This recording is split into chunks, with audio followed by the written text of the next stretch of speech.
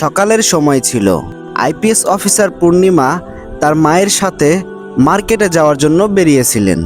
IPS officer পূর্ণিমা ও তার মা তারা দুজনেই সাধারণ পোশাকে ছিলেন। তাদের দেখে বোঝা যাচ্ছিল না যে তারা বড় কোনো এক অফিসার, কারণ এই পূর্ণিমা মেয়েটি সবসময় সাধারণভাবে চলাফেরা করতে পছন্দ করে। তারপর তারা একটি অটোতে করে বাজারের দিকে রওনা দিলেন এবং কিছুক্ষণ পরেই দেখেন যে কিছু পুলিশ অফিসার রাস্তার মোড়ে কিছু গাড়ি চেক করছেন এবং হঠাৎ করেই তাদের গাড়ি আটকে দিলেন এবং সেই ড্রাইভারকে বললেন গাড়ির কাগজপাতি বের করতে। কিন্তু ড্রাইভারটি বলল, স্যার, আমি ভুল করে বাসায় কাগজপাতি রেখে এসেছি, আমি কালকে নিয়ে আসব। তারপরে সেই পুলিশ অফিসার তার অনেক দোষ বের করলো। দোষ বের করে তাকে 3000 টাকা জরিমানা করলো। তারপরে সেই অটো ড্রাইভারটি বলল, স্যার, এত টাকা তো আমি 2 দিনেও কামাইতে পারবো না, আমরা গরিব মানুষ স্যার, আমাদের ছেড়ে দিন প্লিজ, এত টাকা নেই আমার কাছে। এই কথা শুনে ইন্সপেক্টর সেই ড্রাইভারটিকে থাপ্পড় মারলেন। রাস্তায় চলতে হলে সকল আইন মেনে চলতে হবে, রাস্তা কি তোর বাবার নাকি? এই কথা বলে জোরে একটি থাপ্পড় মারলেন। আর থাপ্পড়টি এত জোরে ছিল যে অটো ড্রাইভারটি কন্ট্রোল না করতে পেরে মাটিতে পড়ে গেল। এইসব দেখে আইপিএস অফিসার পূর্ণিমা তার রক্ত টকবক করে ফুটতে লাগলো, কিন্তু তখনও তিনি শান্ত ছিলেন এবং অটোর ভেতর থেকে বেরিয়ে এসে সে পুলিশকে বললেন, ওনাকে থাপ্পড় মারার অধিকার কে দিয়েছে আপনাকে? তিনি তার পরিবারের জন্য রাস্তায় বেরিয়েছেন, আর আপনি আইনের লোক হয়ে তার পেটে লাথি মারছেন। ছি, আপনার ঘৃণা লাগে না?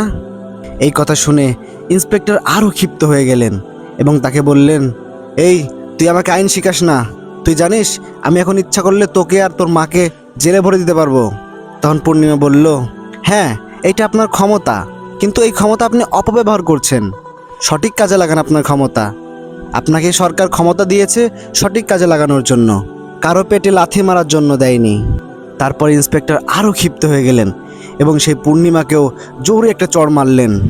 কিন্তু তখনও পূর্ণিমা শান্ত ছিলেন, কারণ তিনি দেখতে চেয়েছিলেন যে এই ইন্সপেক্টর কতটা খারাপ এবং কতটা অহংকারী। পূর্ণিমা সবার সামনে অপমানিত হয়েও তার পরিচয় গোপন রেখেছেন, যাতে তিনি এই ইন্সপেক্টরের আসল চেহারা দেখতে পায়। তারপরে সেখান থেকে তারা চলে গেল এবং গিয়ে পূর্ণিমা ও তার মা একটি মার্কেটে ঢুকে কিছু শাড়ি দেখছিলেন। কিন্তু তখনও পূর্ণিমার মন মানছিলেন না।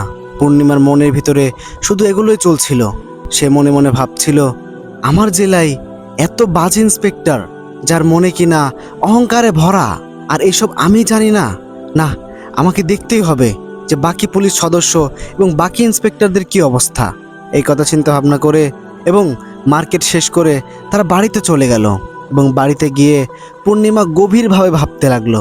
ভেবে পরের দিন সকালে সেই গ্রামেরই পুলিশ স্টেশনে চলে গেল এবং সেখানে ঢুকতেই দেখলো একজন পুলিশ ইন্সপেক্টর তার পায়ের উপরে পাও তুলে টেবিলের উপরে বসে রয়েছেন এবং তার কাছে গিয়ে বলল, স্যার, আমি একটি রিপোর্ট লিখাতে চাই। তখন সেই পুলিশ ইন্সপেক্টরটি বলল, রিপোর্ট লিখাতে চাস? কার বিরুদ্ধে? আর রিপোর্ট লিখাতে 1000 টাকা লাগবে, টাকা এনেছিস তো?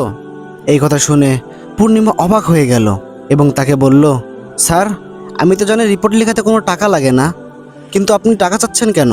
তখন সেই ইন্সপেক্টর বলল, এখানে রিপোর্ট লিখাতে টাকা লাগবে, যদি তুই টাকা দিস তো রিপোর্ট লিখবো, নয়তো কোনো রিপোর্ট লেখা হবে না, বুঝতে পারলি আমার কথা?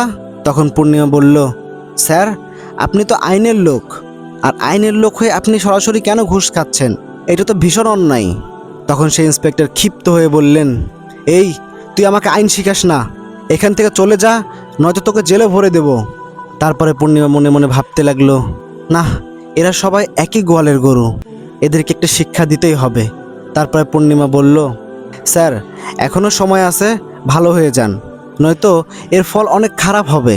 তখন সেই ইন্সপেক্টর আরও রেগে গেলেন এবং রেগে গিয়ে বললেন, তুই কিন্তু বেশি বাড়াবাড়ি করছিস, এর ফল কিন্তু তোর অনেক খারাপ হবে, আমি কিন্তু তোকে জেলে ভরে দেব, তুই এখান থেকে ভালোই ভালো যাবি নাকি তোকে জেলে ভরে দেব?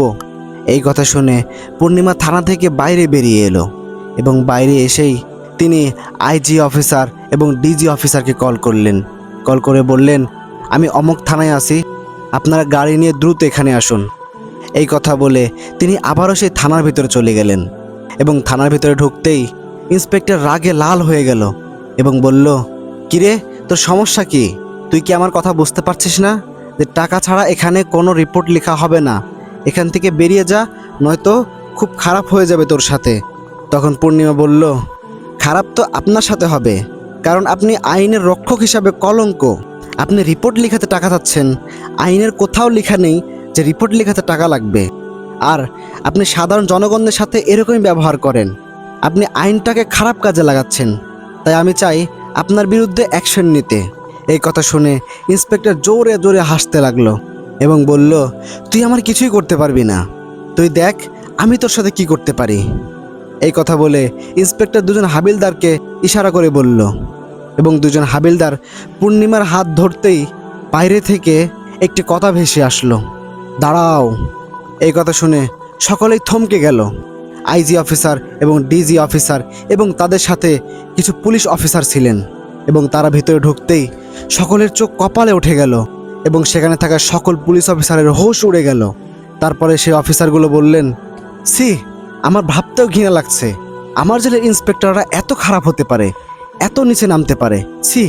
এইসব দেখে ইন্সপেক্টর তো ভয় পেয়ে গেল এবং থতমত খেয়ে বললেন, স্যার, এই মেয়েটি এসে আমাদের বিরক্ত করছে স্যার, এবং আমাদের বাজে হুমকি দিচ্ছে। তারপরে সেই পূর্ণিমা মেয়েটি সেই ইন্সপেক্টরের গালে জোরে একটা চড় মারলেন। চড় মেরে বললেন, চুপ থাক শয়তান, আমি সব কিছু নিজের চোখে দেখেছি, আমি এই জেলার আইপিএস অফিসার। এই কথা শুনে ইন্সপেক্টরের ঘাম ঝরতে শুরু করে এবং সেখানে থাকা সকল পুলিশ অফিসার অবাক দৃষ্টিতে তাকিয়ে রয়। তারপর ইন্সপেক্টর সেই পূর্ণিমার হাতে পায়ে ধরে এবং বলে, ম্যাডাম, ম্যাডাম প্লিজ আমাকে মাফ করে দিন, আমি জানি আমি অনেক বড় ভুল করেছি ম্যাডাম, এই ভুল আর কখনো হবে না, আপনি আমাকে মাফ করে দিন স্যার, আমাকে মাফ করে দিন স্যার। ইন্সপেক্টর এই কথা বলে পাগলের মতো ছোটাছুটি করে এবং কার কাছ থেকে মাপ চাবে, কার কাছ থেকে কী করবে, সে পাগল হয়ে যায়। তারপরে পূর্ণিমা বলে, তোদের মতো অহংকারী পুলিশ অফিসারের কোনো ক্ষমা নেই, আর তোদের মতো খারাপ মানুষ সারা জীবন জেলে পচে মরবে। এই কথা বলে তিনি তার পিছনে দাঁড়িয়ে থাকা অফিসারকে বললেন, স্যার, ওনাকে হাতগড়া পরান। তারপরে সেখানে থাকা কিছু হাবিলদাররা তার হাতে হ্যান্ডকাপ পরালো এবং সেই মুহূর্তেই আরও একজন পুলিশ ইন্সপেক্টর ভেতরে প্রবেশ করেন। আর এটাই হচ্ছে সেই ইন্সপেক্টর যিনি রাস্তার মাঝখানে পূর্ণিমাকে থাপ্পড় মেরেছিলেন এবং সাধারণ মানুষদের থেকে ঘুষ খাচ্ছিলেন। সেই ইন্সপেক্টর ভেতর ঢুকতেই এইসব দৃশ্য দেখে অবাক হয়ে গেলেন। বন্ধুরা, যে ইন্সপেক্টর কিছুক্ষণ আগেই কিনা সিংহের মতো গজরাচ্ছিলেন, সেই ইন্সপেক্টর বিড়ালের মতো হয়ে গেল। তারপরে সেই ইন্সপেক্টর ভেতরে ঢুকতেই পূর্ণিমা তাকেও হাতগড়া পরাতে বলল এবং সেই ইন্সপেক্টর কিছু বুঝে না উঠতেই তার গালে জোরে একটি চড় মারল এবং বলল, তোদের মতো মানুষ কখনো সমাজের সেবা করতে পারে না, তোরা সারা জীবন জেলে পচে মরবি। এবং সেই ইন্সপেক্টরও পূর্ণিমার হাতে পায়ে ধরে এবং অনেক মাফ চায়। কিন্তু বন্ধুরা, আপনারাই বলুন যে এই রকম অহংকারী মানুষেরা কখনো মাফের যোগ্য কিনা, তা অবশ্যই কমেন্ট করে জানিয়ে দিবেন। তো বন্ধুরা, অহংকার যে সত্যি ধ্বংসের কারণ তা আজকের এই গল্প থেকে বোঝা গেল। তো গল্পটা কেমন লেগেছে তা অবশ্যই কমেন্ট করে জানিয়ে দিবেন। আর হ্যাঁ, চ্যানেলে নতুন দর্শক হয়ে থাকলে অবশ্যই চ্যানেলটিকে সাবস্ক্রাইব করে দিবেন। আর যারা সাবস্ক্রাইব করেছেন তাদেরকে অসংখ্য অসংখ্য ধন্যবাদ। তো বন্ধুরা, আবার দেখা হবে নতুন কোনো গল্প বা ভিডিও নিয়ে। সে পর্যন্ত সব ভালো থাকুন, সুস্থ থাকুন। আল্লাহ হাফেজ।